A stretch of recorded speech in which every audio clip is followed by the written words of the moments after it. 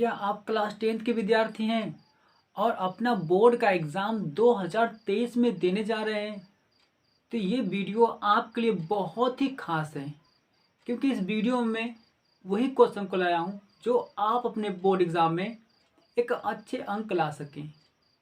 Okay, तो इस video में आप लोगों के लिए 3 महत्वपूर्ण प्रश्नों को लिए हैं, जिनमें से एक प्रश्न आपके बोर्ड एग्ज़ाम में आने का पूरा एकदम चांस है। ठीक है, तो वीडियो को जल्दी से देखिए, कॉपी पेन लेके बैठ जाइए। ओके, शुरू करते हैं।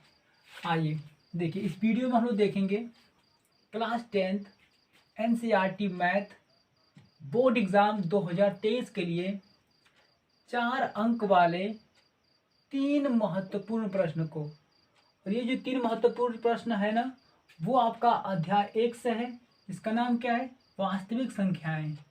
ओके, यानी कि वास्तविक संख्याएं से हम लोग क्या करेंगे, 3 महत्वपूर्ण प्रश्नों को देखेंगे। तो देखिए, हम लोग का पहला प्रश्न क्या कह रहा है बहादुरों?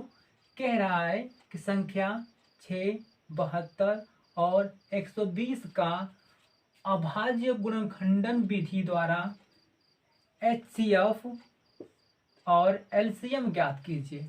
ओके, आपको HCF और LCM ज्ञात करना है, लेकिन ध्यान दीजिए, आपको अभाज्य गुणनखंडन विधि द्वारा निकालना है। ठीक है बहादुर? ठीक है, तो आइए इसे हम सॉल्व कर लेते हैं। देखिए, यहाँ लिखेंगे हम लोग हल। ठीक है, ओके, फिर लिखेंगे यहाँ पर दिया है। ओके बच्चों, क्या दिया आपका? देखिए यहाँ पर दिया है संख्याएं आपकी, तो यहाँ पर आपको दिया है संख्याएं देखो क्या दिया आपका, तो यहाँ पर दिया आपका 6, 72 और यानी कि और कितना दिया आपका, तो ये दिया आपका 120, यानी कि ये संख्याएं 100, इतना संख्याएं आपकी हैं। ओके, तो हम लोग क्या कर देंगे, लगा देंगे ये, इस पर हम लोग इन संख्याओं पर लगा देंगे अभाज्य गुणनखंड विधि को। तो लिख देंगे यहाँ पर अभाज्य गुणनखंड विधि से। ठीक है बहादुर? ठीक है, अब देखिए हम लोग क्या करेंगे, इस सभी संख्याओं का अभाज्य गुणनखंड करेंगे। आइए पहले करते हैं 6 का अभाज्य गुणनखंड। देखिए, तो 6 का अभाज्य गुणनखंड करते हैं। देखिए, इसका अभाज्य गुणनखंड करने के रफ वर्क कर लेते हैं थोड़ा सा। देखिए, 6 को तोड़िए, तो देखिए 2 से भाग दीजिए, 2 3 6, 3 से ले जाइए, 3 एकम 3। तो इसका अभाज्य गुणनखंड कितना आया? तो ये आया आपका 2 गुना 3 आ गया। ठीक है, अब देखिए इन संख्याओं को ना घात के रूप में लिख लीजिए। 2 कितना बार आया है आपका? तो 2 आपका आया है 1 बार, गुना 3 कितना बार आया है? तो 3 आया है 1 बार, तो 3 को क्या कर लेंगे, 1 बार लिख देंगे। ठीक है, अब चलिए हम लोग लिखेंगे 72 का अभाज्य गुणनखंड को, तो लिख देंगे 72। देखिए बहादुर, तो चलिए 72 का हम लोग कर लेते हैं अभाज्य गुणनखंड। तो चलिए उसको पहले 2 से देखिए डिवाइड करिए, 2 से कट जाएगा, तो 3 6, फिर यहाँ बचेगा आपका 12, तो 2 छक्के 12, फिर 2 से काट लीजिए, 18 बार में कट जाएगा, फिर 2 से काटिए 9 बार में कटेगा, फिर 3 से कटेगा आपका तितली के नाम, फिर 3 एकम 3, यानी कि इसका अभाज्य गुणनखंड कितना है बहादुरों? तो ये आपका आ गया 2 गुना 2 और 3 गुना 3। ठीक है बहादुरों? ठीक है, अब देखिए यहाँ पर 2 कितना बार आपका आया है? तो 1 2 3 बार आया है 2 आपका, तो 2 को क्या करेंगे आप लोग, 2 के पावर लिख लेंगे आप लोग 3 गुना। अब 3 कितना बार आया है? तो 1 और 2, यानी कि 3 आपका आया है 2 बार। तो सभी को घात के रूप में आप लिख लेंगे। ओके, आइए अब हम लोग को दिया है 120, तो चलिए 120 का अभाज्य गुणनखंड कर लेते हैं। देखिए बहादुर, यहाँ पर लिखा आपका है 120, 6 को तोड़ते हैं हम लोग, 2 से ले जाइए, तो 2 छक्के 12, 60 आया, फिर 2 से ले जाइए तो 30 बार में कट जाएगा, फिर 2 से ले जाइए तो ये कट जाएगा 15 बार में, फिर ये 3 बार से कट जाएगा, 3 5 से 15, फिर 5 से कट जाएगा आपका 5 एकम 5। तो कितना है बहादुर आपका? तो 2 गुना 2। ठीक है, यानी कि 2 गुना 2 गुना 2 गुना 3 गुना 5, लिख लीजिए यहाँ पर 3 गुना 5 इक्वल टू, इसे घात के रूप में लिख लीजिए बच्चों। देखिए, तो 2 कितना बार आया है? 1 2 3 बार आया है, तो हम लोग 2 को लिख लेंगे 3 बार, गुना। देखिए यहाँ पर 3 कितना बार आया है? तो 3 आपका आया है 1 बार, और 5 कितना बार आया है बहादुर? तो 5 आपका आया है 1 बार। ठीक है, हम लोग सभी को क्या किए, एक घात के रूप में लिख लिए। अब देखिए इसमें हम थोड़ा इरेज कर देते हैं रफ वर्क को। ठीक है बहादुर? ठीक है, अब देखिए हम लोग क्या करें, यहाँ पर इन सब का अभाज्य गुणनखंड तो हो गया। अब इसका हम लोग निकालेंगे, पहले निकालते हैं HCF को। ठीक है बहादुर, ठीक है। तो हम लोग निकालते हैं पहले HCF, यानी कि हम लोग निकालेंगे बहादुर यहाँ पर HCF। किसका HCF निकालेंगे आप, तो देखिए हम यहाँ क्वेश्चन बना लेंगे, किन संख्याओं का निकालेंगे, 6 और कितना आपका 72 और क्या आपका 120। इसका हम लोग HCF ले लेंगे। देखिए इसमें से HCF कैसे निकालते हैं, तो देखिए बहादुर HCF हम लोग किसको निकालते हैं, यानी कि वह संख्या को लेते हैं कॉमन। देखिए जो संख्या सब में मिलती हो, ओके, वही इसका HCF होता है। लेकिन ध्यान दीजिए यहाँ पर, जैसे मान लीजिए यहाँ पर 2 है ना, तो अगर 2 सब में मिलेगा, ठीक है, तो वो क्या होगा आपका, वो सब में कॉमन होगा। और ध्यान दीजिए जो संख्या कॉमन होती है सबसे छोटी वाली घात को लेते हैं। जैसे मान लीजिए देखिए बहादुर, यानी कि इसका ऐसे वही होगा कि जो सब में मिलता हो, ठीक है, जो सब में मिलता हो और सबसे छोटी घात हो। तो चलिए देखते हैं, यहाँ 2 है ना, इसमें भी 2 मिला आपको, इसमें भी 2 मिल गया आपको, यहाँ भी 2 मिल गया। देखेंगे इन सब में सबसे छोटी घात किसकी है, तो यहाँ पर तो 2 के पावर 3 है, यहाँ पर 2 के पावर भी 3 है, लेकिन यहाँ पर 2 के पावर 1 है। ओके, तो यानी सबसे छोटी घात किसकी है, तो यहाँ पर 2 के पावर 1 सबसे छोटी घात है, सब में कॉमन भी है और यहाँ पर क्या है, सबसे छोटी घात है। तो क्या करते हैं, सबसे कॉमन संख्या को लेते हैं, यानी सबसे कॉमन संख्या क्या आपकी है, 2 है, लेकिन कॉमन में सबसे छोटी घात किसकी है, तो इसकी है। तो हम लोग क्या करेंगे बहादुर, 2 के पावर 1 को यहाँ पर ले लेंगे, ठीक है। ओके, उसके बाद ले लेंगे गुना, गुना हो गया, ठीक है। अब देखते हैं क्या सब में कौन कॉमन मिल रहा है, सब में 3, देखो सब में 3 कॉमन मिल रहा है। तो फिर भी क्या करते हैं, देखते हैं कि इसमें छोटी घात किसकी है, तो यहाँ पर 3 की पावर 1 है, यहाँ पर 3 की पावर 2 है, यहाँ पर 3 की पावर 1 है। ओके, तो सबसे छोटी घात किसकी है, तो यहाँ पर देखिए 3 के पावर 1 ले लीजिए, इस वाले को ले लीजिए चाहे इस वाले को ले लीजिए, किसी एक ही को लेते हैं, ठीक है। तो यहाँ पर 3 के पावर 1 को ले लीजिए क्योंकि ये छोटी घात है आपका, ठीक है। चाहे इसे ले लीजिए चाहे इसे ले लीजिए, ठीक है, क्योंकि दोनों ही छोटी घात थी। ओके, दोनों में से कोई एक ही लेना पड़ेगा आपको, ठीक है। यानी 3 के पावर 2 नहीं लेना आपको, सबसे छोटी घात लेनी है और भी एक ही लेना है आपको, गुना। अब देखिए ध्यान समझिए बहादुरों, जो कॉमन नहीं होता है ना तो उसे नहीं लेते हैं। ऐसे का ही तो खास बात होती है, जो सब में मिलता है उसी को लेते हैं, सबसे छोटी घात वालों को लेते हैं, ठीक है। तो सब में जो मिला आपका 2, 2 को हम लिए हैं लेकिन छोटी घात को लिए हैं। उसी तरह से 3 सब में मिला है तो 3 को लिए हैं लेकिन छोटी घात को लिए हैं। लेकिन 5 देखिए सब में नहीं मिला है तो 5 को आप छोड़ देंगे। HCF में ना वही लेते हैं जो सब में मिलता है, ठीक है। तो कितना आ जाएगा देखिए यहाँ पर बहादुरों, तो 2 एक कम 2 यानी 2 आएगा, 3 एक कम 3 यानी कितना आ जाएगा आपका, 2 तिहाई 6, यानी कि लिख सकते हैं ऐसे 2 गुना 2, सॉरी 2 गुना 3 आपको लिख सकते हैं बराबर कितना आपका 6, यानी कि HCF यानी 6 72 120 का HCF कितना आएगा बहादुरों, तो ये आपका आ जाएगा 6। ये इसका क्या हो गया, आंसर हो गया, ठीक है। इसी प्रकार हम लोग क्या करेंगे, अब निकालेंगे LCM को। चलिए बच्चों देखिए यहाँ पर LCM, किसका LCM निकालेंगे बहादुर हम लोग, तो हम लोग निकालेंगे इसी का, यानी कि 6 का निकालेंगे, ठीक है, कॉमा 72 का और किसका बहादुर 120 का, इसका हम लोग निकाल लेंगे LCM को। अब देखिए LCM कैसे लेंगे हम लोग, ध्यान दीजिए। LCM क्या करते हैं, जो सब में कॉमन होता है उससे भी लेते हैं और जो नहीं कॉमन होता है उससे भी लेते हैं। देखिए देखिए यहाँ पर 2 क्या है, 2 के पावर 1 है, 2 के पावर 3 है, 2 के पावर यहाँ पे 3 है, सब में कॉमन है, सब में 2 कॉमन है ना, ठीक है। लेकिन इसमें LCM में क्या करते हैं, सबसे बड़ी वाली घात को लेते हैं।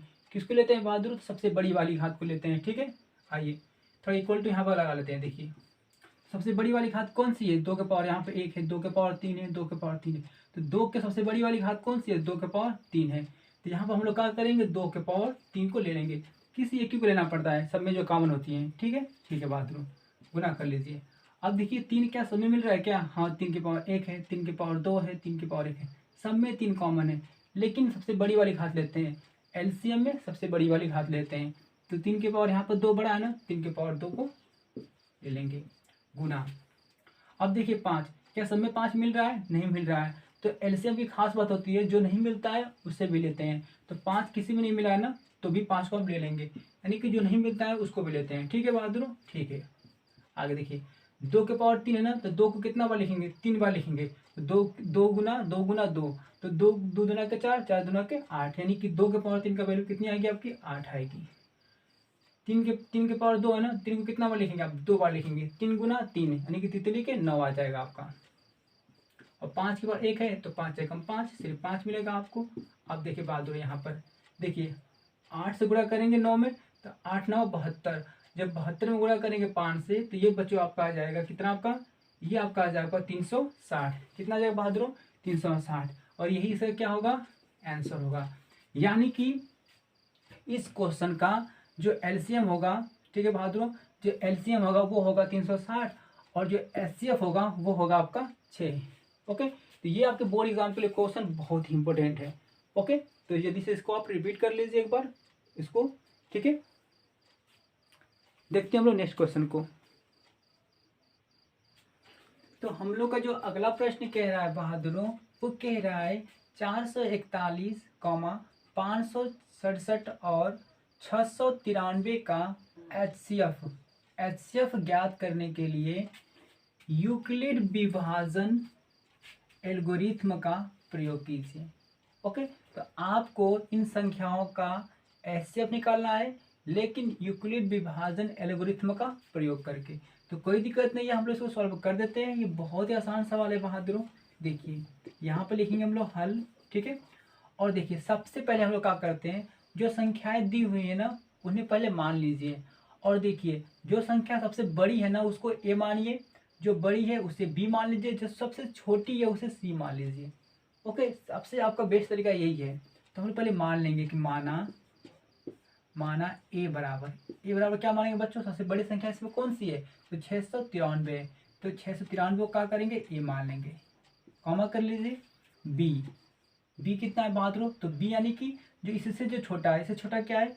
तो 567 है, यहाँ 567 को ले लेंगे। तथा सबसे छोटी संख्या कौन सी है बहादुरों? तो वो आपका है 441। तो इसे क्या मान लेंगे हम लोग? इसे मान लेंगे सी, यानी कि 441 से क्या मान लेंगे बहादुरों? सी है। ठीक है बहादुरों, ठीक है। चलिए इतना हम लोग मान लिए। ओके, अब यहाँ पर क्या करेंगे हम लोग? लगा देंगे यूक्लिड विभाजन एल्गोरिथ्म को। तो यहाँ लिख देंगे बहादुरों यूक्लिड विभाजन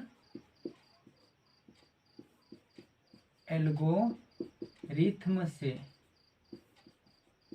ठीक है बहादुर, ठीक है। देखिए यहाँ पर यूक्लिड विभाजन जो एल्गोरिथम से होता है ना, वो क्या होता है? देखिए यहाँ पर होता है आपका भाज्य बराबर भाजक गुना भागफल प्लस शेषफल। ये होता है आपका, जहाँ हम कह सकते हैं, जहाँ देखिए बहादुर, जहाँ जो भाजक होता है यानी कि बी को हमेशा भाजक बोलते हैं। ठीक है बहादुर, फिर सुन लीजिए, ए जो होता है ना ये आपका भाज्य होता है, बी होता है आपका भाजक, क्यू होता है आपका भागफल, आर होता है आपका शेषफल। ठीक है, तो जहाँ आपका यूक्लिड विभाजन के लिए जहाँ आपका जो बी है वो हमेशा आपका आर से बड़ा होता है। ठीक है, बी हमेशा आर से बड़ा होता है, लेकिन आर जो है ना वो क्या है? 0 से बड़ा होता है और 0 के बराबर होता है। ठीक है, तो ये था आपका यूक्लिड विभाजन आपका एल्गोरिथम। यही फॉर्मूला से हम लोग क्या करेंगे? एचसीएफ को निकालेंगे। तो चलिए, तो हम लोग सबसे पहले क्या करेंगे? ए और बी को ले लेंगे, इन दोनों से पहले हम लोग एचसीएफ निकाल लेंगे। तो चलिए बच्चों देखते हैं यहाँ पर। तो ए बराबर 693 तथा बी बराबर 567 को लेने पर, यानी इन दोनों को लेकर पहले हल करेंगे, यानी कि ए और बी को लेकर हल करेंगे। तो देखिए यहाँ पर, तो इन दोनों को लेकर हल करेंगे ना, तो फिर रफ वर्क करते हैं हम लोग। देखिए यानी कि इसमें देखिए बहादुरों, यानी 693 और 567, इसमें से बड़ी संख्या कौन सी है? तो 693 है। ये छोटी संख्या आपका, तो छोटी संख्या से क्या करेंगे? बड़ी वाली संख्या हम लोग भाग दे लेंगे। ठीक है बहादुरों, आइए देखिए, तो थोड़ा रफली थोड़ा कर रहे हैं यहाँ पर हम लोग। तो 693 क्या है? बड़ी संख्या है, और छोटी संख्या कौन सी आपकी? 567 है। तो छोटी वाली से हम लोग क्या करेंगे? रफली भाग करेंगे। चलिए देखो कितना बढ़ जाएगा। तो ये 567 को भाग देंगे 693 में, एक बढ़ जाएगा, तो कितना आपका आ जाएगा? 567। ठीक है बहादुर, ठीक है। अब देखिए 300 तक घटेगा नहीं, तो ये हासिल ले लेगा। तो 13 में से 7 जाएगा तो 6 बचेगा, यहाँ बचेगा 8, 8 में से 6 जाएगा 2 बचेगा, यहाँ आपका 6 है, 6 में से 5 जाएगा तो 1 बचेगा। अब मुझे बताइए कि क्या 567 का 126 में भाग जाएगा? क्या इससे इसमें भाग ले जा सकते हैं आप? नहीं ले जा सकते हैं, क्योंकि बहुत ही कम है। तो क्या करेंगे? 126 हम लोग क्या करेंगे? 567 में भाग ले जाएंगे। ठीक है बहादुर, ठीक है। देखिए ये कितना बढ़ जाएगा? तो ये लगभग आपका जाएगा 4 बार। कितना बढ़ जाएगा बहादुर? 4 बार जाएगा। देखिए यहाँ पर 4 6 के 24 को 4, हाथी कितना बचा आपका? 2 बचा। फिर देखिए 4 दूना के 8, 8 और 2 कितना हो जाएगा आपका 10 हो गया। हासिल बचा आपका 1, 4 एकम 4 हासिल जाए कितना हो जाएगा 5, यानी कि 504 आएगा। ठीक है, यानी कि 4 बार आपका जाएगा।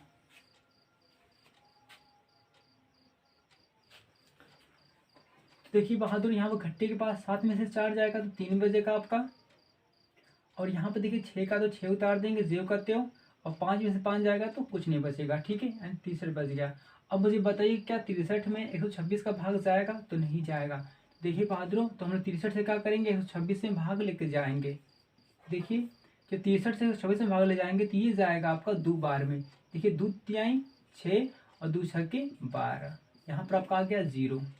ठीक है बहादुरों, तो ऐसे आप लोग पहले इसको सॉल्व कर लेंगे। अब देखिए बहादुरों, देखिए यहाँ पर जो वैल्यू होती है ना, ये होती है आपकी भाज्य, यानी कि ए की वैल्यू होती है। और देखिए यहाँ पर जो होता है ना, ये होता है आपका भाजक, जो बी की वैल्यू होती है। ठीक है, ओके। यहाँ पर होता है आपका भागफल, जो क्यू की वैल्यू होती है। और यहाँ पर आपका क्या है, शेषफल, जो आर की वैल्यू होती है। ठीक है, तो देखिए बहादुर, यहाँ से पूरा आपका ये हो जाएगा, पूरा आपका स्टेप 1, यानी कि देखिए भाज्य भागफल गुना भाजक गुना भागफल प्लस शेषफल, यहाँ पर ये वाला, ये पूरा एक स्टेप हो गया। ठीक है, ध्यान दीजिए, आपका भाज्य भाजक भागफल और शेषफल ये मिलेगा आपका तो एक स्टेप, यानी इस यहाँ से बच्चों हो गया आपका एक स्टेप। फिर देखिए यहाँ देखिए भाज्य है, भाजक है, भागफल है और शेषफल है। यहाँ से बच्चों हम लोग देखेंगे तो यहाँ से हो जाएगा आपका सेकेंड स्टेप। ठीक है, ध्यान समझते रहिए। अब देखिए यहाँ पर 126 है ना, तो ये भाज्य यानी कि ए की वैल्यू है, भाज्य भाजक भागफल और शेषफल।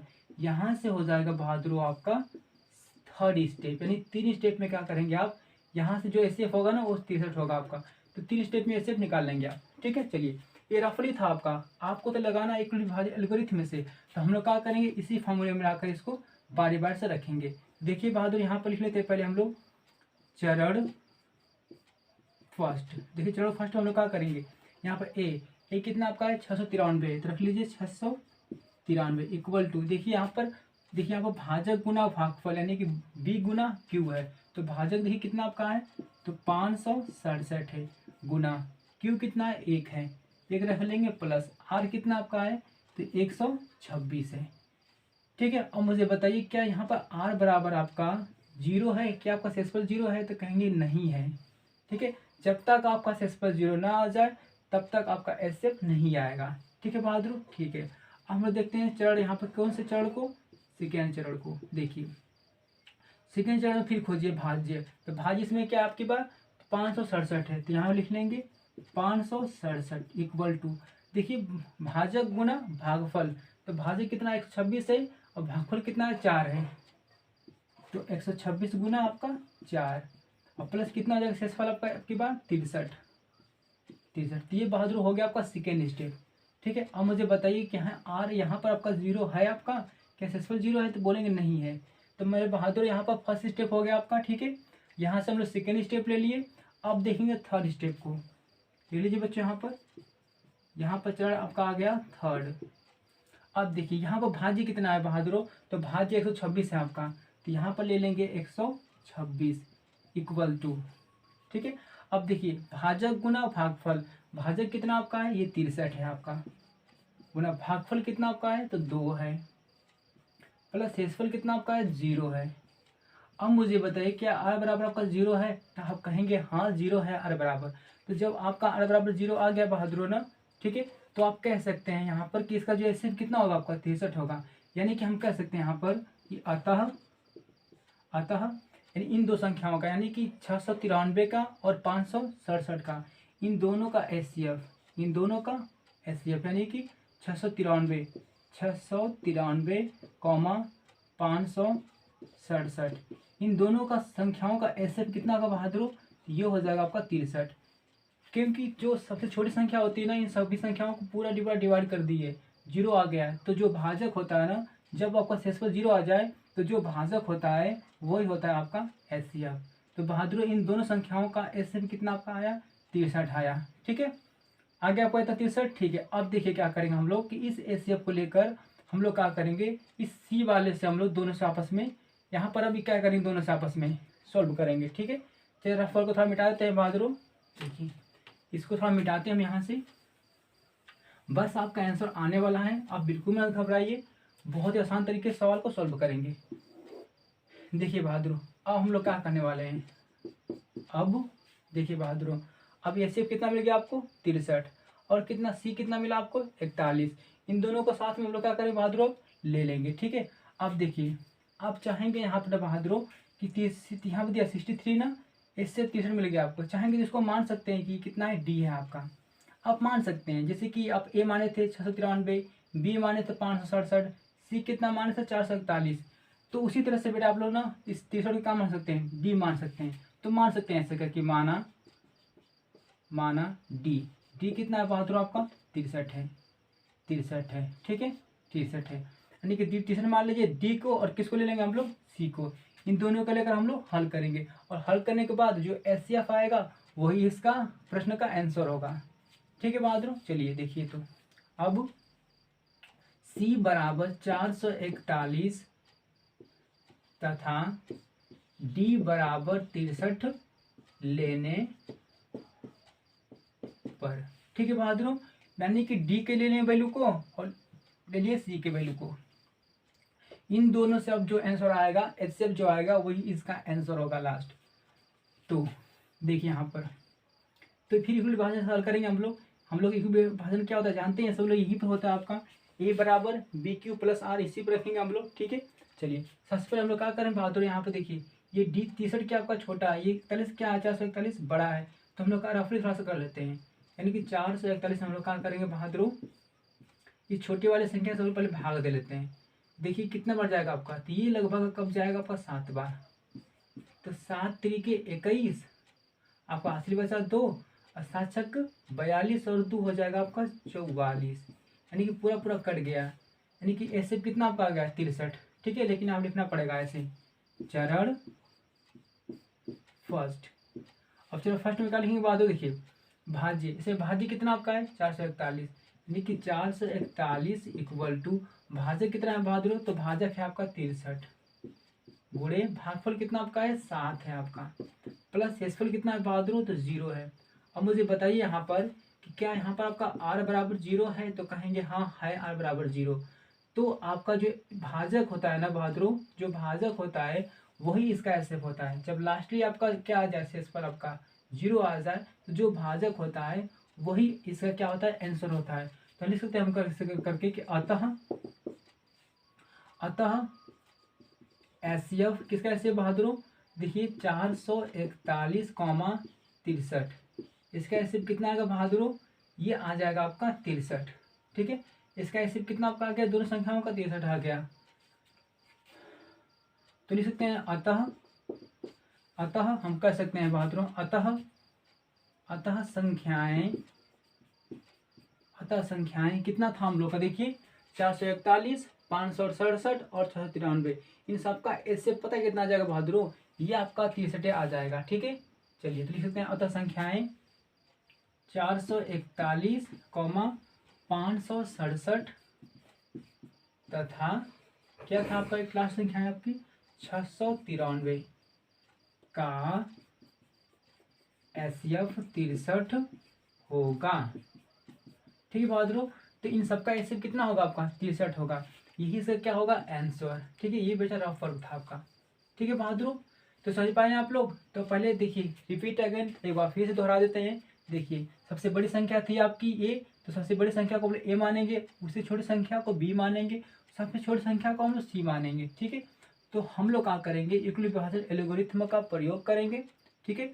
तो हम लोग सबसे पहले क्या करेंगे, यहाँ पर ए और बी को लेकर यहाँ पर हल करेंगे, इनका निकालेंगे हम लोग एचसीएफ, जो एचसीएफ आएगा उसे डी मान लेंगे, और डी मानकर ठीक है डी मान लिए, और जो आपका सी बचा था ना, डी और सी का क्या करेंगे, दोनों का एचसीएफ निकालेंगे। जो बहादुर जो एचसीएफ आएगा, ठीक है, जो फाइनली जो एचसीएफ आएगा वही क्या होगा, इन संख्याओं का एचसीएफ होगा, ठीक है। यानी क्या कि हम लोग पहले ए बी का एचसीएफ निकालें, जो ए बी का जो एचसीएफ निकला है उस एचसीएफ को लेकर और सी दोनों को एचसीएफ निकालें साथ में, जो आंसर आया है वही इन सभी संख्याओं का एचसीएफ होगा, ठीक है। तो आप लोग पूरा क्लियर हो चुका होगा। अब हम लोग देखेंगे इस वीडियो के लास्ट प्रश्न को।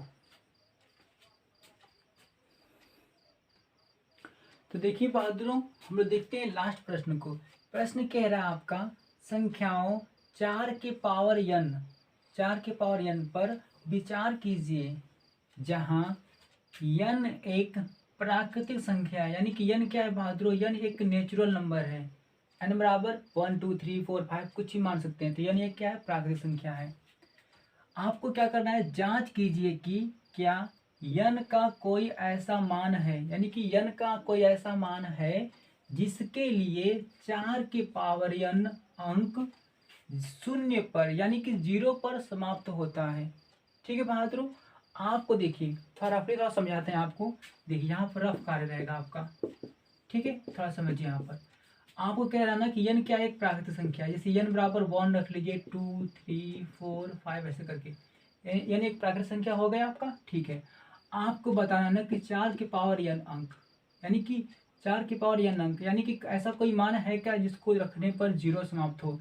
जैसे देखते हैं हम यहाँ पर, देखिए बहादुरों, देखिए यहाँ पर n का मान हम लोग 1 2 3 रखते जाएंगे और देखेंगे क्या कोई ऐसा मान है जिसको रखने पर ये संख्या 0 पर समाप्त होती है। 0 समाप्त होने का मतलब ये है कि उसके लास्ट में 0 आना चाहिए। 0 पर समाप्त होने का मतलब ये है कि उसके लास्ट में, ठीक है बहादुरों, उसके लास्ट में आपका 0 आना चाहिए संख्या के लास्ट में। तो आइए देखते हैं यहाँ पर n बराबर क्या रखेंगे बच्चों, n बराबर 1 रख लीजिए पहले। यहाँ पर रखेंगे 1 बराबर 4 के पावर 1 रखे हमने, तो क्या हुआ आपका, देखिए 4 आया। अब मुझे बताइए कि क्या ये संख्या इकाई का अंक तो 4 है, क्या इसकी इकाई का अंक 4 है, तो क्या 0 पर समाप्त हुई है? नहीं, यह 0 पर समाप्त नहीं हुई है। ठीक है बहादुर, ठीक है। अब चलिए रखते हैं n के बराबर, क्या रखते हैं n बराबर की बार 2 रखते हैं। चलिए 2 रख लीजिए। तो 4 के पावर 2 रखेंगे तो देखो कितना आपका आ रहा है। तो 4 के पावर 2 रख रहे हैं तो कितना आपका आएगा, 4 चौक को 16 आएगा। मुझे बहादुर ये बताइए, क्या ये संख्या आपकी 0 पर समाप्त हो रही है? तो ये संख्या 0 समाप्त नहीं हो रही है। ठीक है, चलिए आगे थोड़ा देखते हैं। 3 रखकर देखिए बच्चों, 4 के पावर जब 3 रखेंगे तो देखिए कितना जाएगा आपका, 4 चौक को 16, 16 किया है कितना जाएगा बच्चों, देखिए तो थोड़ा गुणा कर लीजिए। 4 गुना 4 गुना 4, 4 चौक को 16 और 16 चौक को 64, यानी कितना आपका बहादुर, आपका 64 आ गया। ठीक है, तो मुझे ये बताइए, क्या इस संख्या आपकी जो लास्ट वाली आई है, क्या इसका इकाई का अंक जो है क्या 0 पर समाप्त हुआ है, यानी कि इसकी इकाई का अंक 0 आया है? तो नहीं आ रहा है। ठीक है, यानी कि अगर आप n का मान कुछ भी यहाँ पर रखते जाएंगे, चाहे 3 चाहे 4 चाहे 5 चाहे कुछ भी रख देंगे बहादुरों यहाँ पे n का मान, तो n का मान रखने पर ऐसी कोई संख्या नहीं आएगी जिसका इकाई का अंक क्या हो, 0 हो। यानी कि ऐसी कोई संख्या आएगी ही नहीं जिसकी इकाई का अंक क्या हो, 0 हो। यानी कि ऐसा कोई मान नहीं है 4 के पावर n के लिए, ऐसा कोई मान नहीं है जिसको n का मान रखने पर 0 आ जाए। ठीक है, तो लेकिन इस बात को हम लोग थोड़ा सा यहाँ पर लिख कर समझाना पड़ेगा।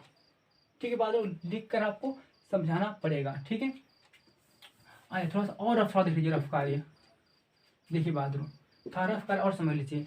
मैं आपको बताऊं कि वो संख्या कौन सी है जो 0 समाप्त होती है। तो देखिए वो संख्या बच्चों आपकी जो 0 समाप्त होने वाली है वो होती है आपकी, देखिए जैसे ये 10 है, क्या है आपका 10 है, ये संख्या 0 समाप्त होती है क्योंकि इसकी इकाई का अंक कितना आपका आया है, 0 आया है। यह संख्या 0 पर समाप्त हुई है।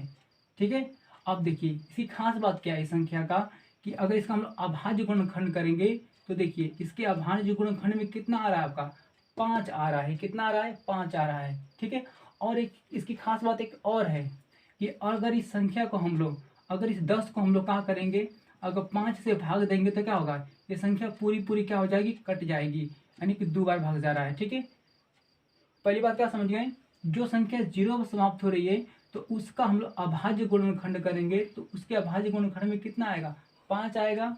और यह संख्या क्या होगी, 5 से भाग देने पर पूरी पूरी कट जाएगी। ठीक है बहादुर, थोड़ा समझ लीजिए। उसके बाद प्रश्न तो बहुत ही आसान है आपका, तुरंत उसको हम समझा देंगे आपको। देखिए फिर थोड़ा समझ लीजिए। जैसे मान लीजिए कि संख्या ये 20 क्या है आपका, 20 क्या है बताइए, तो ये संख्या क्या है, 0 पर समाप्त हो रही है। ठीक है, ये संख्या 0 पर समाप्त हो रही है। तो हम लोग देखेंगे तो क्या देखेंगे, देखिए इसका थोड़ा भाज्य गुणनखंड करिए तो 2 गुना 5। तो देखिए बच्चों इसके अभाज्य गुणनखंड में हम लोग जब इसका अभाज्य गुणनखंड किए हैं तो इसके अभाज्य गुणनखंड में कितना आया आपका, 5 आया है। 2 भी आ रहा है लेकिन 2 को ज़्यादा नहीं केयर करना आपको, स्पेशली आपको केयर करना है 5 को। देखिए इसके अभाज्य गुणनखंड में कितना आपका आया है, 5 आया है। ओके, और थोड़ा देख लीजिए यहाँ पर अगर मैं 20 को कहाँ करूँ 5 से अगर भाग दूँ बच्चों, तो ये 20 क्या होगा 5 से पूरी पूरी कट जाएगा। कितना बार में कट जाएगा 4 बार में। यानी कि हम लोग देख चुके हैं तो जो संख्या 0 पर समाप्त हो रही है उसके अभाज्य गुणनखंड में 5 आ रहा है और वह संख्या 5 से पूरी पूरी कट जा रही है। फिर से समझिए, जो संख्या 0 पर समाप्त हो रही है, ठीक है, तो उसके अभाज्य गुणनखंड में उसका गुणनखंड कर रहे हैं तो उसमें 5 मिल रहा है आपको, और वह संख्या जो है ना वो 5 से पूरी पूरी कट जा रही है। ठीक है, इसी बात को यहाँ पर आपको लिखना पड़ेगा। ठीक है बहादुरों, ठीक है, तो हम यहाँ पर लिखेंगे हल। क्या लिखेंगे बहादुर, यहाँ पर हल लिखेंगे। अब देखिए हल कैसे लिखेंगे, ध्यान समझिएगा यहाँ पर आपका। ठीक है, बहुत ही ज्यादा आसान प्रश्न आपका। ठीक है, देखिए अगर किसी संख्या के इसी बात को लिख रहे हैं बच्चों हम। ठीक है, ध्यान समझिएगा। अगर किसी संख्या के अंत में 0 यानी कि 0 आता है तो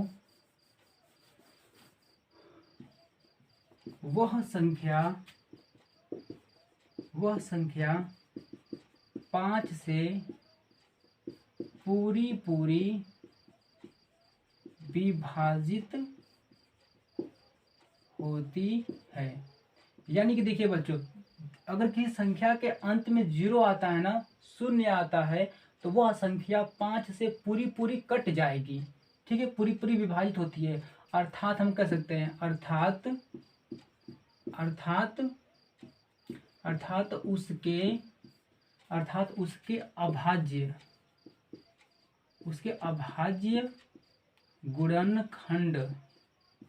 उसके अभाज्य गुणनखंड में 5 आता है।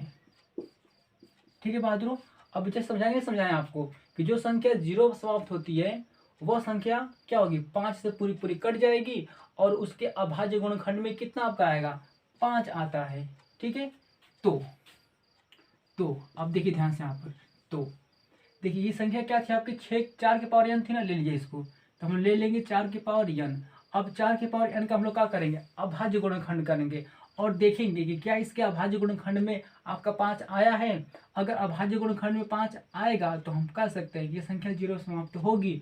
अगर इसके अभाज्य गुणनखंड में 5 नहीं आएगा तो हम कह सकते हैं कि ये संख्या 0 पर समाप्त नहीं होगी। देखिए बहादुरों, 4 का अभाज्य गुणनखंड करिए तो कितना आपका आएगा 2 गुना 2 आएगा।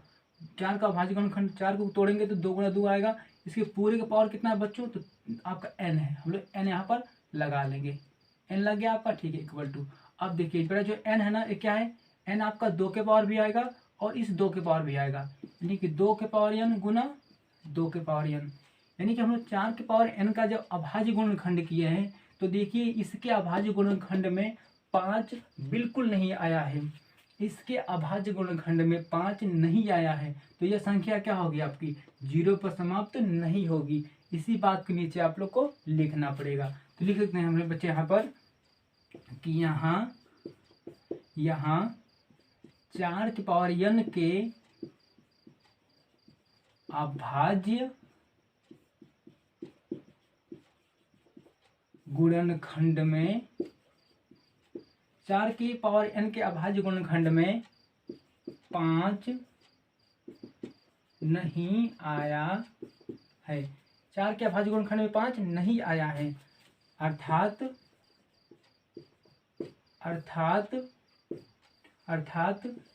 4 के पावर n के लिए, अर्थात 4 के पावर n अंक के लिए लिख लीजिए यहाँ पर 4 के पावर n अंक के लिए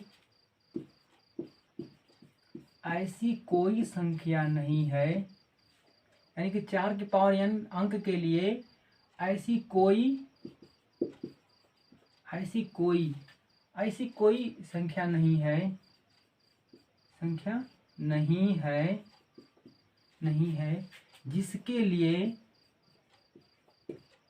जिसके लिए 4 के पावर n अंक 0 यानी कि 0 पर समाप्त हो। देखिए कुछ नहीं किया हम बस इतना लिखे हैं बहादुर यहाँ पर कि इसके अभाज्य गुणनखंड में 5 नहीं आया है, इसके अभाज्य गुणनखंड में 5 नहीं आया है, अर्थात 4 के पावर n अंक के लिए, यानी कि 4 के पावर n अंक के लिए ऐसी कोई संख्या नहीं मिल पाएगी आपको जिसके लिए 4 के पावर n अंक 0 पर समाप्त हो। यानी देखिए लिखा है यहाँ पर ना, तो 4 के पावर n अंक के लिए कोई भी संख्या नहीं है जो 0 पर समाप्त हो। इसी बातों को आपको लिख कर समझा देना पड़ेगा बहादुर। ये था इसका आंसर, और ये क्वेश्चन आपके बोर्ड एग्जाम में 100% पूछे जाएंगे, और इसे जल्दी से आप नोट डाउन कर लीजिएगा, ठीक है। इसका प्रैक्टिस करेगा बहादुरों। तो आज की वीडियो में बस इतना ही, ठीक है। आप अगर वीडियो को आप पहली बार देखे हैं तो वीडियो को लाइक भी करिएगा, और हमारे चैनल को सब्सक्राइब नहीं किए हैं तो उन्हें सब्सक्राइब भी कर लीजिएगा, क्योंकि जब भी मैं कोई न्यू वीडियो डालूँ तो आपके यहाँ सबसे पहले पहुँचे और आप सबसे पहले देखें, ठीक है। तो मिलते हैं नेक्स्ट वीडियो में। आज के लिए इतना ही। Thank you.